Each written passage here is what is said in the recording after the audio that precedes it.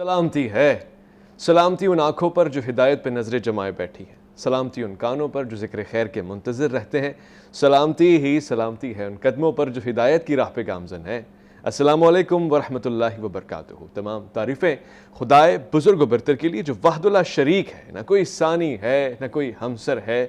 درود لا محدود محبوب رب الودود، راحت العاشقین مراد المشتاقین، حضرت محمد مصطفیٰ، آپ کی آل پاک، آپ کے جانثار انصار اور اصحاب پر۔ عزیزان آپ دیکھ رہے ہیں الف لام میم، میں آپ کا میزبان محمد اویس ربانی تہہ دل سے آپ کو کہتا ہوں خوش آمدید۔ کسی بھی آدمی کے سامنے عزت کمانا ایک بڑے شرف اور بڑی اہلیت اور بڑی عزت کا معاملہ ہے، اور وہ بھی اگر سامنے والا خود عزت دار ہو اور اس کی نگاہ میں آپ عزت دار ہیں تو پھر اس سے بڑھ کے کیا بات ہو سکتی ہے۔ آئیے آج ہم اللہ کی نگاہ میں عزت اور اکرام کی وجہ، ویلیو اور پھر اس کا معیار سمجھتے ہیں، کیونکہ خود قرآن میں پروردگار کہہ رہا ہے اِنَّا أَكْرَمَكُمْ عِنْدَ اللَّهِ أَتْقَاكُمْ، اللہ کے نزدیک، اللہ کے پاس، اللہ کی نگاہ میں وہ عزت والا ہے، وہ اکرام والا ہے جو تم میں متقی ہے۔ تقویٰ کے اس پہلو پہ آج اس طرح سے نگاہ ڈالیں گے جیسے کہ ہم خود اس کو سن رہے ہیں، دیکھ رہے ہیں، سمجھ رہے ہیں، اور پھر یہ سارے مناظر ہمارے سامنے ہیں، کیونکہ اب ہمارے سامنے وہ خطبہ ہے جو تقویٰ کی ان صفات یعنی متقین کی صفات کے اوپر ہمارے لیے ایک روشن مثال ہے۔ اس سلسلے میں گفتگو کرنے کے لیے ہمارے ساتھ تشریف فرمائے انتہائی معزز، قابل احترام، اور جس طرح سے آپ نے ان دقیق موضوعات کو آسان بنایا ہے، لقمہ دیا ہے اور پھر اس کو ہمارے دل میں بھی اتارا ہے، ہمارے ذہن میں بھی اتارا ہے، اور پھر انشاءاللہ ہم عمل میں اتار کے ان کا شکریہ بھی ادا کریں گے۔ میں آپ کا تہہ دل سے شکر گزار ہوں۔ ہمارے ساتھ تشریف فرمائے علامہ سید شہنشاہ حسین نقوی۔ السلام علیکم۔ السلام علیکم ورحمۃ اللہ۔ آج دل کرتا ہے کہ مومنین اور متقین کی ان صفات کا بتدریج جائزہ لیا جائے۔ وہ کون کون سی صفات ہیں جس کو خطبے میں مولا متقیان خود بیان فرما رہے ہیں۔ بسم اللہ الرحمن الرحیم۔ گزشتہ نشستوں میں خطبے کا مقدماتی حصہ بیان ہوا اور اس کے ایک ایک جملے پر ہم نے کوشش کی کہ غور کریں، اگرچہ حق تو یہ ہے کہ حق ادا نہ ہوا اس جو کچھ بیان ہوا۔ آغاز خطبے کا مقدماتی بیان کے بعد جب اصلی اس خطبے کا عنوان ہے خطبۃ المتقین، اسی لیے اس کا نام دیا گیا ہے کہ متقین سے مراد مولا نے کیا فرمایا، تو آغاز یہاں سے ہوتا ہے فالمتقون فیہا ہم اہل الفضائل، پس متقی اور پرہیزگار وہ ہیں جن کے لیے فضیلتوں کو قرار دیا گیا ہے اس دنیا میں۔ اس میں اب اگر ہم عربی عبارت کے ایک ایک لفظ پہ بھی غور کریں، فالمتقون فیہا، پس متقی وہ ہیں جو دنیا میں، فیہا دنیا میں، ہم ہیں بس وہی اہل الفضائل فضیلتوں والے۔ سبحان اللہ۔ ہم اگر ضمیر منفصل مقدم ہو جائے تو انحصار کا فائدہ پہنچاتی ہے۔ یہاں لہم مغفرتن کا ترجمہ ہوگا انہی کے لیے مغفرت ہے، انہی کے لیے جی مختصر، جی ہم اہل الفضائل وہی صاحبان فضیلت ہیں۔ یہ جو مولا نے اپنے بیان میں ہم کو مقدم رکھا ہے، علی کے نزدیک صاحبان فضائل وہ ہیں جو صاحبان تقویٰ ہیں۔ سبحان اللہ۔ دیکھیں فضائل فضیلت کی جمع ہے، اور یہ اس وقت تک سمجھ میں نہیں آئے گی، یعنی لفظ فضائل اس وقت تک روشن نہیں ہوگا جب تک ہم اس کی ضد کو نہیں پہچانیں گے۔ قاعدہ قانون یہ ہے کہ تعرف الاشیاء باضدادہا، اشیاء چیزیں اپنی ضدوں سے پہچانی جاتی ہیں۔ رات کے آنے پر دن کی قدر ہوگی اور دن کے آنے پر رات کا احساس ہوگا۔ کسی جاہل کو دیکھیں گے تو عالم کی قدر ہوگی، کسی عالم کو دیکھیں گے تو جہالت سے نفرت ہوگی۔ یہ ضدوں سے ضدوں کو پہچانا جاتا ہے۔ فضائل کی ضد کیا ہے؟ اچھا، فضائل جمع فضیلت ہے، تو اس فضیلت کی ضد کیا ہے؟ فضیلت کی ضد جو ہے، جو اس کا جو کہہ لیجئے کہ مقابلے میں ہے، یعنی اس کا مخالف جو لفظ ہے وہ نقص ہے۔ فضیلت نقص کے مقابلے میں اور نقص فضیلت کے مقابل میں، تو وہاں نقائص کہلائے گا جمع اور یہاں فضائل کہلائے گا جمع۔ اچھا، فضائل جمع، نقائص اس کی ضد جمع۔ تو ہم نقائص کو جب تک نہیں دیکھیں گے اس وقت تک فضائل کا مطلب ہمیں سمجھ میں نہیں آئے گا۔ صحیح۔ فضائل کسے کہا جاتا ہے؟ ہمارے ہاں بعض دوستوں نے یہ گمان کر لیا ہے اور یہ غلط فہمی ان پر حاکم ہے کہ میرا ڈاکٹر ہونا، میرا انجینئر ہونا، میرا سیاستدان ہونا، میرا عالم مفتی مجتہد ہونا، یہ میری فضیلت ہے۔ دیکھیے ہم پیدائشی طور پر اللہ کے ہاں سے نقائص لے کر پیدا ہوئے ہیں۔ اچھا اللہ کے ہاں سے نقائص لے کر آئے ہیں، فضائل لے کر نہیں آئے۔ اچھا عیب اور ہے، نقص اور ہے۔ اچھا، اس میں کیا فرق ہے؟ جی، عیب یہ ہوتا کہ میری مثال کے طور پہ 3 ہاتھ ہوتے، میری آنکھ جو ہے وہ ماتھے پہ لگی ہوئی ہوتی، میری ناک مثلاً گردن سے لٹک رہی ہوتی، میرا کان ایک اپنی جگہ ہوتا اور ایک مثال گدھی میں لگا ہوا ہوتا، تو یہ نقائص ہوتا میرے وجود کے اندر، نقص ہوتا۔ یا آدھا دھڑ حیوان کا اور آدھا دھڑ مثال کے طور پہ انسان کا، یہ اللہ بچائے، اللہ محفوظ رکھے ان مناظر سے، یہ عیب ہوتا۔ ہم عیب لے کر نہیں آئے، کیونکہ اللہ نے ہمیں اشرف اعلیٰ قرار دیا ہے اور اپنی خالقیت کا جلوہ ہمیں قرار دیا۔ بے شک۔ ہم عیب لے کر نہیں آئے، ہم نقص لے کر آئے۔ نقص کا تعلق انسان کے خلق سے ہے، انسان کے ضمیر سے ہے، انسان کی فطرت سے ہے، انسان کی روح سے ہے۔ جو روح کام کرے گی ان کا تعلق فضائل اور نقائص کے ساتھ ہے، اور جو بدن کام کرے گا اس کا تعلق ہے عیب کے ساتھ اور حسن کے ساتھ، جمالیات کے ساتھ۔ مثلا ایک آپ کو بچہ نظر آتا ہے، ایک جوان نظر آتا ہے، ایک شخص، ایک فرد، آپ کا اپنا بھائی آپ کو اگر حسین نظر آئے۔ ایک روایت ہے کہ امام جعفر صادق علیہ السلام نے ایک حسین جوان کو جاتے ہوئے دیکھا، کچھ لوگوں نے تعریف کی اور امام نے ان کی تعریف پہ جب اس کے چہرے کی طرف دیکھا تو حضرت نے فرمایا کہ اکل ابویہ لیلۃ الجماع سفر جلا، اس کے ماں باپ نے شب زفاف، شب جماع ناشپاتی کھائی تھی، جس کی وجہ سے بچہ حسین پیدا ہوا ہے۔ اچھا، تو یہ جو حسن ظاہری ہے، اس میں تو اس بچے کا، اس حسین کا کوئی کردار ہی نہیں ہے۔ صحیح ہے۔ یا ہے کردار ماں باپ کا، یعنی علت ہے ناقصہ کا، یا علت تامہ اللہ کا کام ہے۔ صحیح ہے۔ علت تامہ اللہ کا وجود ہے، اور علت العلل خود اللہ کی ذات ہے، یا اس نے باکمال بنایا ہے، یا والدین کو کچھ چیزیں بتا دی تھی کہ یہ کرو گے تو یہ ہوگا، یہ ہوگا تو وہ ہوگا، خود کوئی کمال نہیں۔ اس کا کوئی کمال نہیں ہے۔ تو یہ تعلق ہے عیب سے اور حسن سے اس موضوع کا۔ لیکن جب ہم فضائل کی بات کریں گے تو اس کا تعلق انسان کی اپنی روح سے ہے۔ ہم وہاں سے فضائل لے کر نہیں آئے، نقائص لے کر آئے۔ کیا کیا نقص لے کر آئے؟ واللہ اخرجکم من بطون امہاتکم لا تعلمون شیئا، تم دنیا میں جب ماں کے شکم سے آئے تو شے کے بارے میں نہیں جانتے تھے۔ یہ جو نہیں جانتے تھے شے کے بارے میں، یہ ہم اللہ کے یہاں سے ایک نقص لے کر آئے جسے جہالت کہا جاتا ہے۔ اللہ، اس کو جب آپ نقص کو فضیلت میں تبدیل کریں گے تو اسی کو علم کہا جاتا ہے۔ اب یہ آپ کو خود کرنا ہے، اللہ اللہ، وہاں سے جاہل آئیں آپ، ٹھیک ہے، یہ نقص لے کر آئیں۔ اب آپ کو آہستہ آہستہ اپنا علم بڑھانا ہے، وہ علم جو آپ کو حصولی حاصل کرنا ہے، مدرسے میں جانا ہے، اسکول میں جانا ہے، کالج میں جانا ہے، یونیورسٹی میں جانا ہے، حوزے میں جانا ہے، مرکز علم میں جانا ہے، آپ کو علم حاصل کرنا ہے۔ یہ آپ کا علم بڑھتا چلا جائے گا، نقص برطرف ہوتا چلا جائے گا، فضیلت آتی چلی جائے گی۔ علم ایک فضیلت ہے۔ اسی طرح ہم پیدائشی طور پر کنجوس پیدا ہوئے ہیں۔ اچھا، ہاں، آپ اپنے بچے کو اپنے ہاتھ سے ٹافی دیجئے، خود خرید کے لا کے اپنے بچے کو، اپنے پوتے نواسے بھتیجے کو، بچے کو جو 1 سال 2 سال 1.5 سال کا ہے، اسے ٹافی دیں اور اسی سے کہیں ہمیں دے دو، نہیں دے گا وہ۔ ہم پیدائشی طور پہ کنجوس پیدا ہوئے ہیں۔ اب یہ نقص ہے جو انسان کے وجود میں آیا ہے۔ آہستہ آہستہ یہ دیکھے گا کہ سخیوں کا مقام کیا ہوتا ہے، سخاوت کے فائدے کیا ہوتے ہیں، سخاوت کے نتیجے کیا ہوتے ہیں، لہٰذا وہ آہستہ آہستہ سخاوت کو اپنے اندر لے کر آئے گا۔ تو یہ نقص ختم ہوگا اور ایک فضیلت اس کے اندر آنا شروع ہو جائے گی۔ اسی طرح ہم پیدائشی طور پر بزدل پیدا ہوئے ہیں۔ اپنے ہی بچے کے آگے ذرا اونچی آواز میں بات کیجئے، گھور کے دیکھیے اسے، اس کے سرانے رو پڑے گا، اس کے سرانے کوئی آواز، کوئی دھماکہ، کوئی پٹاخہ، یہ ایک مرتبہ رو پڑے گا۔ یہ جو اس کی بزدلی ہے، یہ اس کا نقص ہے جو یہ وہاں سے لے کر آیا ہے، لیکن یہ شجاعت اپنے اندر لے کر آئے گا، یہ اس کی فضیلت بنے گی۔ صحیح، ٹھیک ہے، ایسے ہی غیرت، ایسے ہی عزت، ایسے ہی صبر، ایسے ہی استقامت۔ میں آپ سے ایک جملہ اور کہنا چاہوں گا کہ اس بات کی اصلاح ہونی چاہیے کہ اسلامی ثقافت کیا ہے۔ جب ہم کہتے ہیں نا اسلامی ثقافت، تو بھائی میں تو سندھی ہوں، میں تو پنجابی ہوں، میں تو پختون ہوں، میں تو مثال کے طور پر بلوچی ہوں، میں کشمیری ہوں، میں بلتی گلگتی ہوں، میں مثال اردو بولنے والا ہوں، تو اردو بولنے والے تو ایسا کرتے ہیں، سندھی تو ایسا کرتے ہیں، پنجابی تو ایسا کرتے ہیں، تو پھر اسلامی ثقافت کا کیا مطلب ہوا؟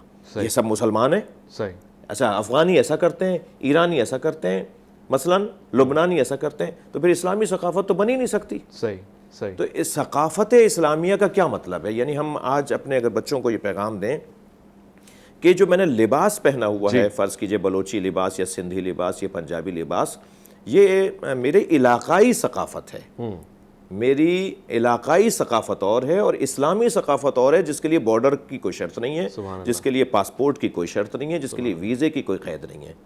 اس دنیا کا مسلمان اور اس دنیا کا، اس کونے کا دنیا میں اور اس کونے کا مسلمان ایک ثقافت میں رنگا جا سکتا ہے جو اسلامی ثقافت کہلائے گی۔ اسلامی ثقافت کیا ہے؟ اسلامی ثقافت ہے صبر، برداشت، تحمل مزاجی، عفو درگزر، عزت، غیرت، شجاعت، سخاوت، یہ جو صفات ہیں یہ اسلامی ثقافت، اور اس کا لباس تقویٰ ہو، اور تقویٰ اس کا لباس، ہمارا ہم یہی چیزیں اس کو اس لباس تک لے جائیں گی۔ مزید سمجھیں گے اس بات کو اور سوال بھی کریں گے انشاءاللہ۔ لوٹ کر آئیں گے، ایک مختصر وقفہ ہے، اپنا خیال رکھیں اور جلدی سے لوٹ کر آئیں۔ الف لام میم میں آپ کا انتظار ہے۔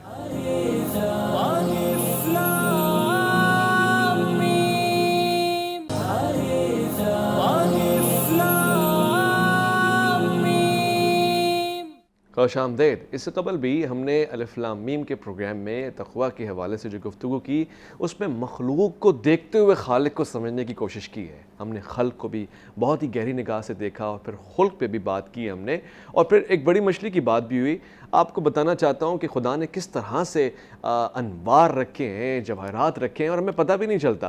وہی بڑی مچھلی جس کو ہم ویل کہتے ہیں، سمندر کے کسی کنارے پہ آ کے جب وہ ومٹ کرتی ہے، جس کو ہم عام زبان میں کہتے ہیں کہ جو اندر کے مواد الٹی کی شکل میں باہر نکالتی ہے، تو پھر وہ عنبر خوشبو کی تعمیر، اس کی تخلیق کا ذریعہ بنتا ہے۔ یعنی دنیا کی سب سے زیادہ قیمتی خوشبوؤں میں سے ایک جس کو ہم عنبر کہتے ہیں، وہ ویل مچھلی کا وومٹ ہوتا ہے۔ بس فرق صرف اتنا ہوتا ہے کہ اس کی شناخت کرنے والا کوئی ہونا چاہیے، اس کو سمجھنے والا کوئی ہونا چاہیے، اور اس کو بو سے خوشبو میں بدلنے والا کوئی ہونا چاہیے۔ آج ہم جن عوامل کی بات کر رہے ہیں، جن عناصر کی بات کر رہے ہیں، وہ بہت ہی خاص ہیں اور وہ تقویٰ سے انتہائی جڑے ہوئے ہیں۔ علامہ صاحب، ہم نے بات کی اور سمجھنے کی کوشش کی، اب وہ صفات کو بھی سمجھنے کی کوشش کرتے ہیں، معاش پہ بھی ہم نے بات کر دی ہے۔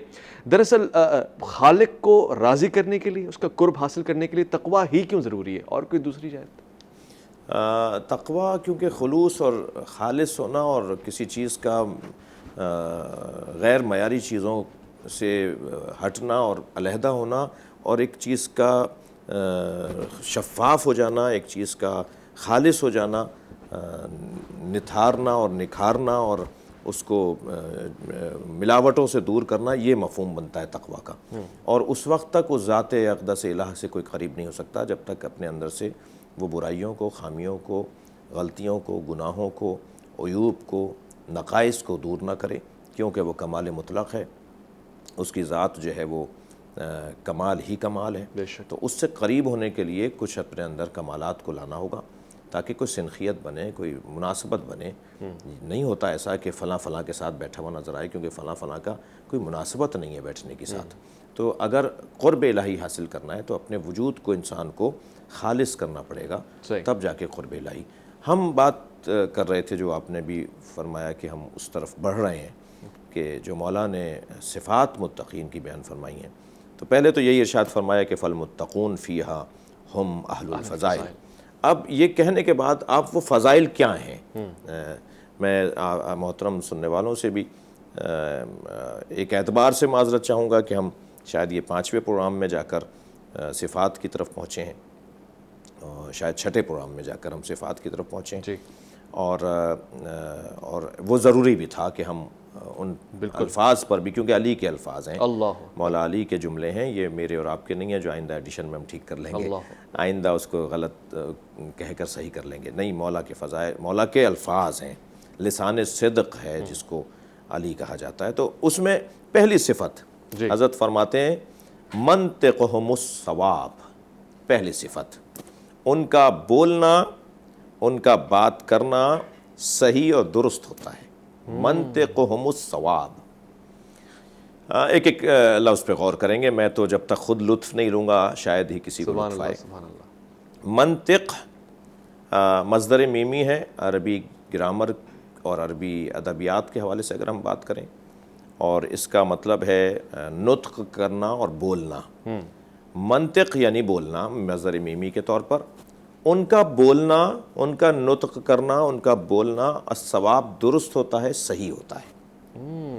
اچھا سوال کہ مولا نے ابھی 110 صفتیں بیان ہوں گی مولا کی زبان مبارک اور سے، یہ پہلی ہے. یہ سب سے پہلی صفت آپ نے بولنے کو کیوں قرار دیا ہے؟ اللہ اکبر. زبان میرے عزیزو، میرے عزیز سننے والوں سے بھی ہم کہیں گے کہ زبان پوری مملکت، بدن کی مملکت، مملکت بدنیہ کا ترجمان زبان. اللہ سبحان اللہ. حق جی حق. میرا دل کیا کہہ رہا ہے، میرا ضمیر کیا کہہ رہا ہے، میرا من کیا کہہ رہا ہے، میرا دماغ کیا کہہ رہا ہے، میرا قلب کیا کہہ رہا ہے، وہ زبان بتائے گی. کیا بات. میں نے آنکھوں سے کیا دیکھا تھا وہ زبان بتائے گی، میں نے کانوں سے کیا سنا تھا وہ زبان بتائے گی، میں نے کیا کھایا تھا وہ زبان بتائے گی، میں نے کیا سونگا تھا وہ زبان بتائے گی، وہ میں نے کیا لمس کیا تھا وہ زبان بتائے گی. زبان ترجمان ہے، اسپیکر ہے، سخنگو ہے، اور جو ہے وہ ایک مملکت کا ترجمان اگر کسی عضو بدن کو قرار دیا جائے تو وہ زبان ہے. بے شک ایسا ہی ہے. اور تقویٰ کا پورے بدن سے تعلق ہے. واہ واہ. میری آنکھوں سے بھی آگے چلے گی بات آئے گی، کانوں سے تعلق ہے، میرے مثال کے طور پہ سونگنے، چکھنے، بولنے، ہر کام سے میرے بدن کا ایک جو تعلق ہے اس کا اظہار ہونا ہے زبان کے ذریعے. تو مولا یہاں فرما رہے ہیں کہ ان کا بولنا، ان کا نطق کرنا ثواب، سواد سے ثواب یعنی صحیح ہے اور درست ہے، جس کی ضد ہے خطا. ثواب کی ضد کیا ہے؟ خطا. اچھا. تاکہ ہم پہچان سکیں کہ یہ ثواب یعنی کیا، یعنی عدم خطا. ان کی وہ غلط بات نہیں کرتے، صحیح ہے. وہ جب بات کرتے ہیں درست اور صحیح بات کرتے ہیں. تو وہ یہ جانتے ہیں کہ کہاں بولنا ہے اور کہاں نہیں بولنا. وہ یہ جانتے ہیں کہ جہاں خاموش رہنا چاہیے وہاں بولنا نہیں چاہیے، اور جہاں بولنا ہے وہاں خاموش نہیں رہنا چاہیے. کیا بات ہے. کیا بات. ان کا بولنا درست اور صحیح ہے. ایک قرآن کی بڑی حسین آیت، ساری آیتیں قرآن کی حسین ہیں، اور ایک آیت جو ہماری اس وقت مضمون میں ہے، لا یتکلمون الا من اذن لہ الرحمن. اللہ اکبر. کیا محشر کی خوبصورت صورت. جی لا یتکلمون الا من اذن لہ الرحمن. قیامت میں وقال ثوابا، ہاں وہ بات بھی وہ صحیح کریں گے. سبحان ٹھیک ہے. اسی آیت کے آگے جب آگے بڑھتی ہے تو پہلی بات تو میں سمجھتا ہوں اس آیت کو ان آیتوں کی طرح کچھ آیتیں ایسی ہیں جناب ربانی صاحب کے ہمیں فریم کروا کے اپنے گھروں میں لگوانا چاہیے. کچھ احادیث، اچھا کچھ اس لیے کہہ رہا ہوں کہ جن کا ہم سے ڈائریکٹ ہماری روح سے، ہمارے ضمیر سے، ہماری فطرت سے، ہمارے دماغ، ہمارے دل سے ڈائریکٹ تعلق ہے. مثلا قرآن سورہ مبارکہ تکویر کی ایک آیت، فَأَيْنَ تَذْهَبُونَ، کہاں جا رہے ہو. اللہ اللہ. اسے توغرا بنوایا جائے، خوبصورتی سے لگوایا جائے. آتے جاتے آیت پر نگاہ جائے گی. اللہ ہم سے پوچھ رہا ہے کہاں جا رہے ہو؟ جانے کے لیے جواب ہے تو جاؤ، ورنہ کہاں جا رہے ہو؟ اللہ کو جواب دے سکتے ہو کہاں جا رہے ہو؟ اگر جواب ہی نہیں ہے، پتہ ہی نہیں میں کہاں جا رہا ہوں، تو قرآن پوچھ رہا ہے کہاں جا رہے ہو. ٹھیک ہے. ایسے ہی اس آیہ کریمہ میں اور آیت جیسے یا ایھا الذین آمنوا علیکم انفسکم، اے صاحبان ایمان تم پر واجب کیا گیا، تم اپنے پر غور کرو. بس ہم سارے جہان کے بارے میں تبصرے تجزیے کرتے ہیں، تحلیل کرتے ہیں ان کے بارے میں، جی فلاں ایسا فلاں ایسا. تم کیسے ہو؟ تم اپنے بارے میں بات بتاؤ. صحیح ہے. یہ آیہ کریمہ جو ہے لا یتکلمون الا من اذن لہ الرحمن وقال الصواب، یہ آیت ہمارے لیے ایک رہنما اصول کے طور پر ہے. اچھا. مولا کے اس قول کی تشریح میں اس آیت سے ہم استفادہ کر رہے ہیں. جب قیامت میں کوئی بولے گا ہی نہیں جب تک کہ رحمان اسے اجازت نہیں دے گا. بولے گا وہ جسے رحمان اجازت دے گا، اور وہ جب بولے گا تو صحیح بولے گا. تو کیا دنیا میں پریکٹس نہیں کر لیں؟ کیا بات ہے. کیا بات ہے اس بات کی. یہی تو کہہ رہا ہے وہ خطبے کا پہلا جملہ. مولا یہی فرما رہے ہیں کہ ان کی پہلی صفت یہ ہے کہ منطقہم الصواب، جب وہ بولتے ہیں صحیح بولتے ہیں. تو اللہ ہم سے صحیح بولنا چاہتا ہے، ہم سے چاہتا ہے ہم صحیح بولیں، ہم بات مضبوط کریں، ہم بات حق کریں، ہم بات سچ کریں، صحیح اور صحیح جگہ پر کریں. اور یہ پریکٹس اگر رحمان کی اجازت کے بغیر کوئی بات نہیں کرے گا تو اس دنیا میں رحمان کی یہاں اجازت ہے جہاں تم بول رہے ہو. یہ جو بات تم نے کی رحمان کی اجازت سے کی ہے، رحمان اس پہ خوش ہے، اللہ اس پہ راضی ہے، میرا یہ بولنا اللہ کی رضایت کا سبب ہے یا اللہ کی ناراضگی کا سبب ہے، اس سے سخط الہی کا سبب ہے، اس کے قہر اور اس کے غضب کا سبب ہے. تو مجھے یہ دیکھنا ہوگا کہ جب آخرت میں وہی بولے گا جسے اللہ بولنے کی اجازت دے گا، اور جب وہ بولے گا تو ثواب اور صحیح بولے گا، تو مولا فرما رہے ہیں منطقہم الصواب، ان کا بولنا صحیح اور درست ہوتا ہے۔ تو یہاں بھی ہمیں صحیح اور درست بولنے کی ہمیں کوشش کرنی پڑے گی۔ میں یہاں چاہوں گا کہ اس بات کی طرف بھی توجہ رہے کہ ہمیں اللہ نے حیوان ناطق بنایا ہے، یعنی سمجھنے اور سمجھانے والا جاندار بنایا ہے۔ ہمیں اتنی تو سمجھ ہونی چاہیے کہ ہمیں کہاں کیا بات کرنی ہے، کیا بات ہے، کہاں کیا بات نہیں کرنی۔ غور فرمائیں کہ بلاغت کی تعریف اور ہے اور فصاحت کی تعریف اور ہے۔ اچھا، ہمارا بولنا بلاغت سے وابستہ بھی ہے اور ہمارا بولنا فصاحت سے وابستہ بھی ہے۔ یہ لفظ عربی زبان کے ضرور ہیں، مگر ہماری اپنی زبان میں بھی بلاغت اور فصاحت کا تعلق ہے۔ بلاغت اور فصاحت میں فرق یہ ہے کہ فصاحت ان الفاظ کے استعمال کو کہا جاتا ہے جن میں چاشنی ہو، شیرینی ہو، کانوں کو بھاتے ہوں، سننے میں اچھے لگتے ہوں۔ مثلاً دسترخوان لگا ہوا ہو اور میں آپ سے کہوں کہ یہ کھانا میل فرمائیے، وہ غذا تناول فرمائیے، اس سے بھی ذرا اپنے دہن کو خوش ذائقہ فرمائیے، اس پہ بھی توجہ آپ کی، وہ بھی کچھ آپ سے کہہ رہا ہے کہ مجھے بھی دیکھیے۔ اب یہ بڑے سجے ہوئے الفاظ ہو سکتے ہیں، تو اسے ہم کہیں گے فصاحت۔ لیکن بلاغت ان الفاظ کا صحیح استعمال اور بر وقت استعمال۔ اللہ، الفاظ تو آپ نے بڑے جمع کر لیے، میں نے الفاظ تو بڑی اپنی لغت میں، اپنے دماغ کی لغت میں بڑی جمع کر لی، مگر وہ لفظ کہاں بولنا ہے مجھے؟ ہاں، یہ بلاغت ہے۔ وہ لفظ مثال کے طور پر کوئی ہمارا دوست ملے اور اس سے ہم پوچھیں بھائی سب خیریت ہے، جی، اور وہ کہے کہ جی میرے والد کا انتقال ہو گیا، تو ہم کہیں الحمدللہ رب العالمین۔ اب دیکھیں بات یہ اللہ کی حمد ہو رہی ہے بھائی، ہاں، عین فصاحت ہے مگر بلاغت کے خلاف۔ بلاغت سے آ رہی ہے، کیا بات ہے، کیا بات ہے۔ یہ یہاں نہیں بولنا تھا۔ ایک مختصر سے وقفہ لے رہے ہیں، اور کیا خوبصورت بات ہے۔ اس سے قبل میں نے تو یہ گفتگو نہیں سنی تھی، اور فصاحت اور بلاغت کے درمیان بھی کوئی فرق ہو سکتا ہے، یہ میرے لیے سیکھنے والی بات تھی۔ مزید ایسی بہت ساری باتیں آپ کی منتظر ہیں، لوٹ کر آئیے گا، الف لام میم میں آپ کا انتظار ہے۔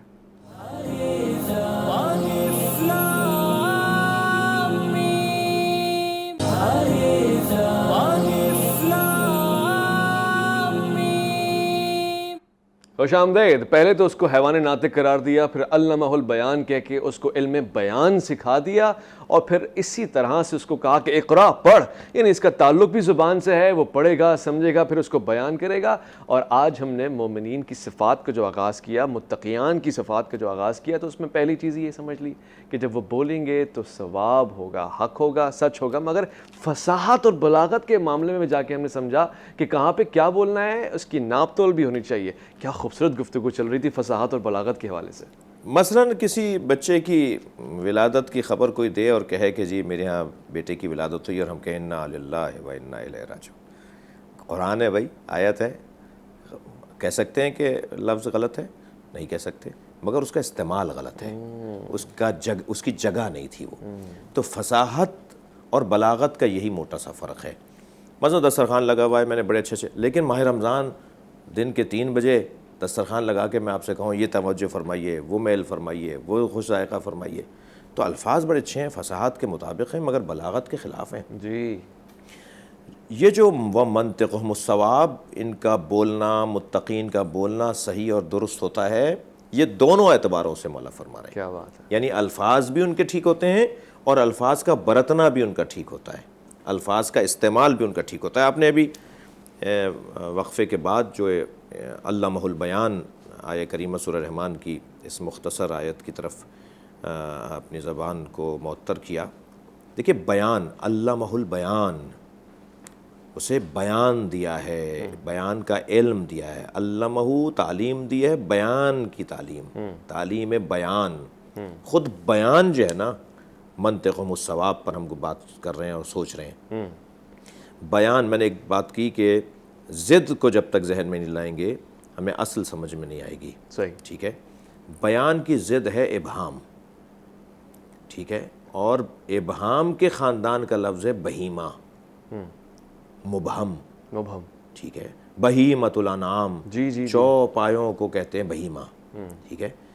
جانور کا کیونکہ بیان نہیں ہوتا، وہاں ابہام ہوتا ہے جانور کی زندگی میں۔ بعض لوگوں کا بولنا ابہام ہے، بعض لوگوں کا نہ بولنا بیان ہے۔ بعض لوگ خاموش رہیں تو وہ بیان ہے، ضروری نہیں ہے بولیں گے تو بیان ہے، ممکن ہے بولیں تو ابہام پھیلائیں، الجھن پھیلائیں، مشکلات میں ڈال دیں جیسے جانور الجھن ڈال رہا ہے. حق ہے، ایسا ہی ہے. ٹھیک ہے، ہمیں اللہ نے بیان، یہ بولنا ہمیں جو عطا کیا ہے، بولنے کی صلاحیت جو دی ہے، اگر اس کے ذریعے سے ہم کچھ ایسا کر رہے ہیں جس سے فساد پھیل رہا ہو، جس سے نقصان پھیل رہا ہو، مجھے یہ آپ حق دیں اور اس وقت بولنے کا یہ مجھے موقع مل رہا ہے کہ ہم جب ممبر پہ بیٹھتے ہیں کسی بھی مسلک کے لوگوں، تو میرا عقیدہ، میرا نظریہ اگر مجھے منتقل کرنا ہے بے عنوان تبلیغ جی کہ میں سمجھانا چاہتا ہوں، تو مبلغ کا لہجہ تو میٹھا اور دھیما، پیارا اور شیریں ہوتا ہے. مبلغ دف کرنے والا، بھگانے والا، ناراض کرنے والا، چڑھانے والا تو نہیں ہوتا. اگر مجھے، میرا حق ہے کہ میں اپنے نظریے کا دفاع کروں، میں اپنے عقیدے کا دفاع کروں، میں نے سمجھا ہے قرآن و حدیث سے اس کو میں بیان کروں.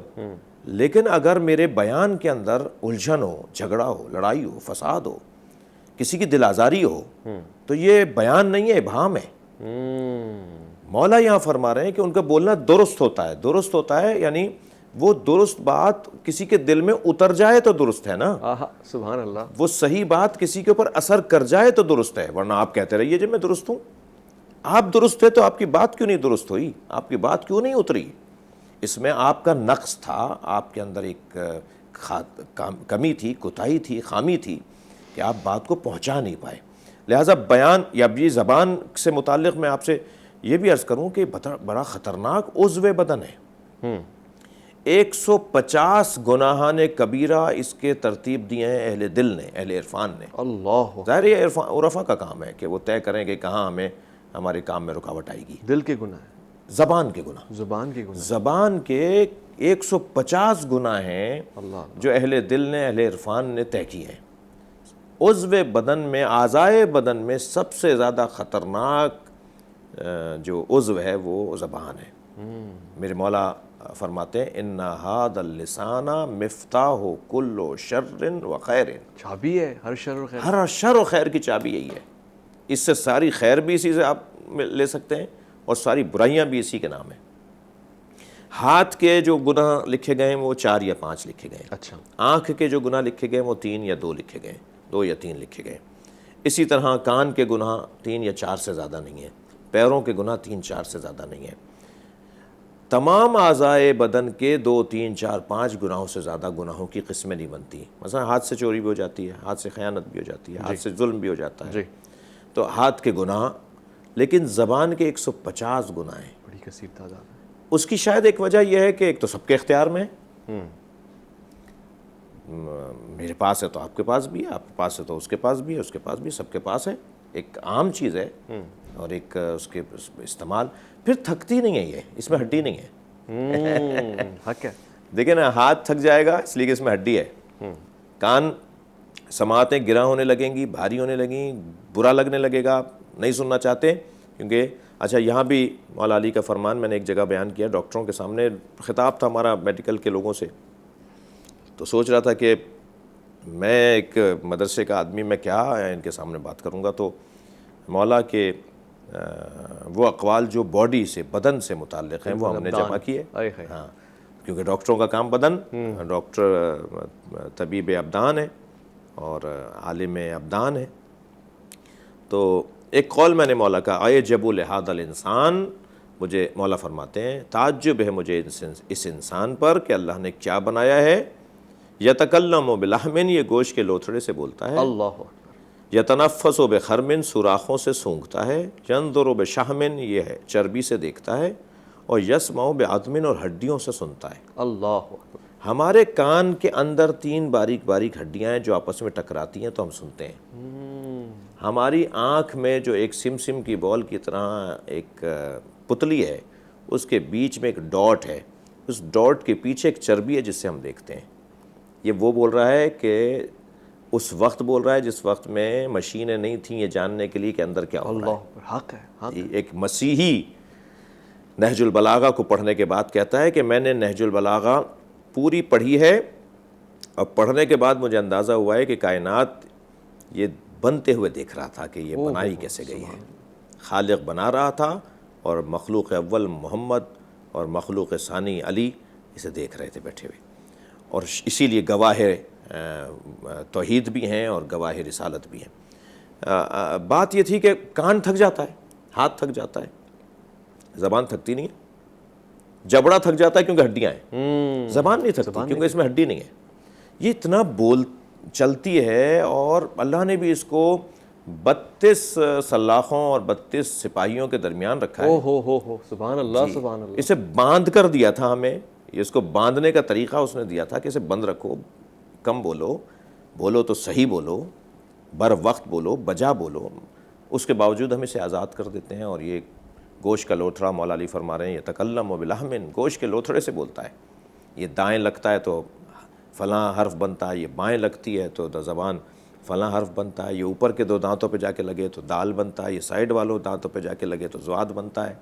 یہ مثال طور پہ اس زبان کے آخر سے زور لگایا جائے تو حروف حلقی بنتے ہیں۔ یہ اتنا سا 6 انچ کا گوشت کا لوتھڑا جو ہے وہ کیا کیا کارنامے دکھا رہا ہے، کیا کیا کرشمے دکھا رہا ہے، کیا کیا فساد پھیلا رہا ہے۔ جی، تو سب کے پاس یہ گوشت کا لوتھڑا ہے، لہٰذا اس سے گناہ بہت زیادہ ہوتے ہیں اور اسی سے خیر بھی بہت ہے۔ ایک جملہ آپ کا میرا پورے ملک میں پاکستان زندہ باد تو فساد رک سکتا ہے۔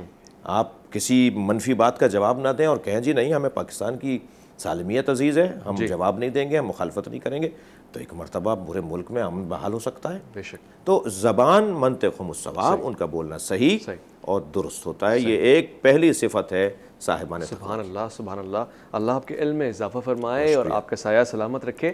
ہم نے آج پہلی ایک صفت پہ بڑا غور کیا اور دل نہیں بھرا، تشنگی ابھی بھی باقی ہے، کیونکہ ابھی ہم زبان پہ غور کر رہے ہیں اور اسی زبان پہ اس کا نام لے کے اس کا شکر بھی ادا کر رہے ہیں، ساتھ ساتھ یہ بھی سمجھنے کی کوشش کر رہے ہیں کہ اس زبان کو اگر ہم قید رکھیں تو کتنا ضروری ہے۔